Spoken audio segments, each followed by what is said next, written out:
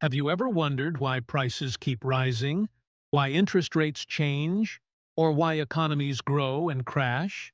That's macroeconomics, the study of the economy as a whole. Macroeconomics doesn't focus on individuals. Instead, it looks at entire countries and big forces like inflation, growth, unemployment, and interest rates. To understand it simply, think of the economy as a system where everything is connected. When companies produce goods, they pay wages. Those wages become income, and that income is spent again. This cycle keeps the economy moving. Main concept, system plus players. There are three main players in this system. Households, they work, earn, and spend. Firms, they produce goods and create jobs. Government, it taxes and spends to support the economy. If any one of these slows down, the entire economy feels it. Now, let's talk about one of the most important concepts, inflation. Inflation doesn't just mean high prices. It means prices continuously increasing over time, reducing your purchasing power. For example, if things keep getting more expensive every year, your money buys less, even if your income stays the same. Inflation can happen due to high demand, rising production costs, increase in money supply, or even people's expectations. Yes, expectations matter. If people expect prices to rise, they behave in ways that actually cause inflation to rise further. Government and central bank governments influence the economy through spending and taxes. When they spend more or cut taxes, they boost the economy. When they reduce spending or increase taxes, they slow it down. But the most powerful player is the central bank. Central banks control interest rates. When interest rates go up, borrowing becomes expensive. Spending slows. Inflation falls. When rates go down, borrowing becomes cheap, leads to spending increases, leads to growth rises. Global side, exchange plus trade. Macroeconomics also works globally. Exchange rates decide how much one currency is worth compared to another.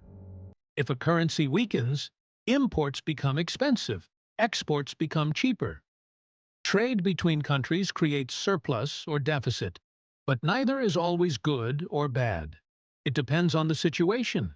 Growth and GDP. To measure an economy, we use GDP, the total value of all goods and services produced. Nominal GDP includes price changes. Real GDP shows actual growth.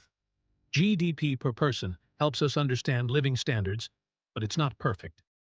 Business cycle economies move in cycles. Expansion, slowdown, recession, recovery. Recessions usually happen when spending drops, and recovery starts when spending returns. Conclusion: personal relevance. Macroeconomics isn't just theory. It affects your daily life. Inflation affects your savings. Interest rates affect your loans. Economic growth affects your job. Understanding these basics helps you make better financial decisions. As we've seen, macroeconomics is not just theory. It directly affects your daily life. Inflation impacts how much your money is worth. Interest rates affect your loans, savings, and investments. And economic growth shapes your job opportunities and income. Understanding these concepts helps you make smarter financial decisions.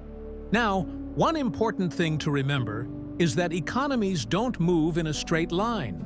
They go through cycles: expansion, slowdown, recession, and recovery.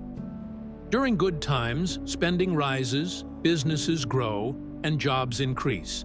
But during downturns, spending falls, unemployment rises, and growth slows. These ups and downs are normal. What matters is how governments and central banks respond, by adjusting spending, taxes, and interest rates to stabilize the economy. On a global level, things like exchange rates, trade, and capital flows also play a big role. They affect prices, investments, and even the strength of a country's currency. So when you hear news about inflation rising, interest rates changing, or GDP growth slowing, it's all part of this bigger system. The goal is not to predict everything perfectly, but to understand the environment you're in. Because once you understand macroeconomics, the world starts making a lot more sense. Outro. If you want to understand money, investing, and the economy better, you need macroeconomics. Thanks for watching, and I'll see you in the next one.